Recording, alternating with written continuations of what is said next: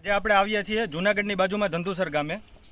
હવે ધંધુસર ગામ એક એવું છે કે જ્યાં વધારે પડતું જીરુંનું વાવેતર થાય છે અને જીરુંના પાકમાં અહીંયા મોટામાં મોટો પ્રશ્ન એ છે કે જે મકાઈવાળા પડામાં બાંડીનો પ્રશ્ન આવે છે. બાંડીના પ્રશ્નમાં એ છે કે જીરું બેસતું જાય છે અને પીળું પડી અને એનો ગ્રોથ ઘટતો નથી, જેના પરિણામે આજે આપણે એકેડિયન સી પ્લાન્ટ કંપનીનું સોલિગ્રો વપરાવેલું છે જે રણમલભાઈના ખેતરમાં.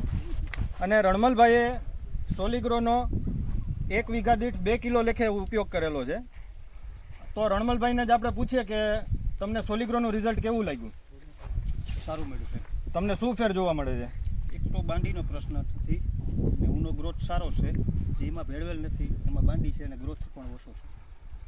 હવે દરેક ખેડૂત મિત્રોને જણાવવાનું કે આજે તમે જોઈ શકો છો કે આ 4 ક્યારામાં અમે સોલિગ્રોનો ઉપયોગ કરાવેલો નથી.